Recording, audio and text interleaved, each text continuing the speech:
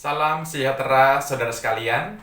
Saya berharap saudara sekalian dalam keadaan yang sehat dan sukacita. Saya sangat senang sekali bisa menyapa Bapak Ibu saudara sekalian dalam sapaan Gembala GKI. Mari saudara terkasih, kita siapkan bacaan kita dari Injil Matius pasal 7 ayat 1 sampai 5. Matius pasal 7 ayat 1 sampai 5. Jika sudah menemukannya, mari kita berdoa. Saat ini kami mau menaikkan syukur kami kepadamu ya Bapa, atas segala kasih karunia yang Tuhan berikan kepada kami, sehingga kami boleh bangun pada pagi hari ini menikmati berkat Tuhan. Saat ini Tuhan, kami juga hendak menikmati berkat rohani berupa firman yang hidup. Biarlah kami dapat mendengarkan, terlebih lagi dapat melakukannya dalam kehidupan sehari-hari. Bersabdalah kepada kami Bapa, dalam Kristus Yesus, Tuhan dan Juru Selamat kami yang hidup, kami berdoa. Amin. Matius pasal 7 ayat 1 sampai 5, demikianlah kata Yesus. Jangan kamu menghakimi supaya kamu tidak dihakimi. Karena dengan penghakiman yang kamu pakai untuk menghakimi, kamu akan dihakimi, dan ukuran yang kamu pakai untuk mengukur akan diukurkan kepadamu. Mengapakah engkau melihat selumbar di mata saudaramu, sedangkan balok di dalam matamu tidak engkau ketahui? Bagaimanakah engkau dapat berkata kepada saudaramu, biarlah aku mengeluarkan selumbar itu dari matamu, padahal ada balok di dalam matamu? Hai orang munafik, keluarkanlah dahulu balok dari matamu, maka engkau akan melihat dengan jelas untuk mengeluarkan selumbar itu dari mata saudaramu. Saudara yang terkasih, Tuhan memberi satu perintah kepada kita pada hari ini, yaitu jangan kamu menghakimi. Pertanyaannya, apa yang dimaksud dengan menghakimi? Kalau kita lihat Kamus Besar Bahasa Indonesia, menghakimi memiliki arti mengadili atau berlaku sebagai hakim, yaitu menyatakan kesalahan, menyatakan kebenaran orang lain. Saya mau tanya Bapak Ibu, kalau anak kita melakukan kesalahan, katakanlah berbohong, sudah makan atau belum? Lalu anak kita bilang, sudah, Pak, sudah, Ma. Padahal dia belum makan. Apa yang kita lakukan ketika dia melakukan kesalahan? Pasti sebagai orang tua, kita tidak akan diam saja. Kita akan menghakimi mereka, menunjukkan kesalahan mereka. Kamu salah, masa udah jam 3 sore belum makan siang? Otomatis kalau kita melihat sesuatu yang salah, pasti kita akan menghakimi, menilai, mengkoreksi anak kita. Lalu pertanyaannya, yang benar yang mana? Tuhan Yesus bilang tidak boleh menghakimi. Tetapi dalam keseharian, kita mempraktikkan hakim terhadap sesama kita, khususnya kepada anak-anak kita. Saudaraku, mari kita lihat ayat yang kelima.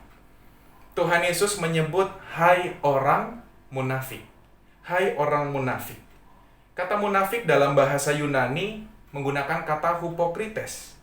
Pada mulanya hupokrites adalah sebutan untuk pemain sandiwara. Pemain sandiwara yang baik adalah mereka yang dapat memerankan peran apa saja yang diinginkan oleh sutradara. Peran lemah, peran pendiam, peran galak, peran tenang, dan lain sebagainya. Ketika ia memerankannya, barangkali peran itu bertolak belakang dengan karakter asli atau suasana hatinya. Kalau kita melihat ada satu pemeran film memerankan wajah happy, padahal aslinya dalam kenyataannya ia sedang galau karena baru putus cinta. Ketika kita melihat seorang pemeran sandiwara, pemain film kelihatannya sedih sekali, padahal dalam kenyataannya aslinya dia baru saja mendapatkan bonus dari produser. Saudara yang terkasih, Yesus menegur orang-orang yang tidak sungguh-sungguh menjalankan ibadah sebagai orang yang munafik atau pemain sandiwara atau hupokrites. Siapa yang dimaksud dengan orang munafik oleh Yesus? Mari kita melihat Matius pasal 6. Di sana Yesus mengecam perbuatan orang-orang munafik yang pandai bersandiwara. Ketika mereka memberi sedekah tujuannya pamer. Ketika mereka berdoa tujuannya supaya dipuji orang. Ketika mereka berpuasa supaya dilihat saleh oleh masyarakat. Gambaran yang sangat saleh, namun itu semua hanyalah sandiwara. Sebab ada motivasi lain, yaitu di balik penampilan salehnya, mereka mau mendapatkan pujian. Mereka bisa mengelabui orang-orang, tetapi tidak kepada Yesus. Yesus tahu motivasi mereka. Mereka melakukan kegiatan rohani, bukan dengan hati yang tulus. Bahkan mereka menganggap diri mereka lebih baik daripada orang lain. Mereka menghakimi sesama yang tidak berdoa, yang tidak beribadah kebaik Allah, yang tidak bersedekah, yang tidak berpuasa. Mereka mencap sesama mereka seperti Zakeus, perempuan yang berdosa, sebagai sosok yang tidak layak di hadapan Tuhan. Dalam kondisi tersebut, Yesus berkata di ayat yang kelima, dikatakan, "Hai orang munafik, keluarkanlah dahulu balok dari matamu, maka engkau akan melihat dengan jelas untuk mengeluarkan selumbar itu dari mata saudaramu." Saudara yang terkasih, selumbar adalah serbuk kayu. Serbuk kayu di mata orang bisa dilihat, tapi balok kesalahan yang ada di mata mereka, mereka abaikan. Mereka menghakimi sesama sebagai orang yang berdosa, tidak berdoa, tidak berpuasa, tidak bersedekah. Padahal mereka juga melakukan praktik kesalehan itu dengan motivasi yang keliru untuk mendapatkan pujian. Saudaraku, apa yang mau kita pelajari dari perihal menghakimi? Menghakimi, menyatakan kesalahan sesama tentu sah-sah saja. Asalkan syaratnya kita sudah lebih dahulu melakukan apa yang kita nasihatkan. Contohnya, "Nak, kamu rajin ke gereja ya?" Tapi papa mamahnya itu malas ke gereja. Tentu ketika mereka sudah beranjak besar, mereka akan protes. "Masa sih kok kita aja yang disuruh ke gereja, mama papa tidak ke gereja?" "Nak, kamu jaga kesehatan ya." Tapi dalam keseharian kita tidak dapat menjaga kesehatan kita.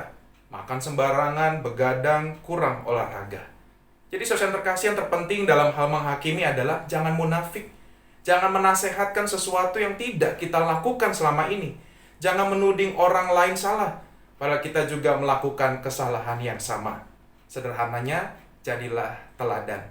Ketika kita tidak jadi teladan, lalu menasehatkan sesuatu kepada orang lain, maka ukuran yang sama akan dikenakan kepada kita. Saudara terkasih, selamat menjadi teladan dalam kehidupan kita, selamat mengkoreksi sesama kita, tapi syaratnya kita sudah melakukan apa yang kita koreksi terhadap sesama kita. Tuhan memberkati. Mari kita berdoa. Saat ini kami datang kembali ke hadapan-Mu Bapa. Kami mengucap syukur untuk firman Tuhan yang boleh kami dengarkan. Tolong kami supaya kami dapat melakukan firman Tuhan, kami dapat menjadi berkat bagi sesama kami melalui teladan hidup kami. Kami hendak mengawali hari ini dan kami mau menyerahkan seluruh aktivitas kami ke dalam nama Tuhan kami Yesus Kristus yang kami percaya akan menyertai, melindungi, menolong kami dari sekarang sampai selama-lamanya. Amin.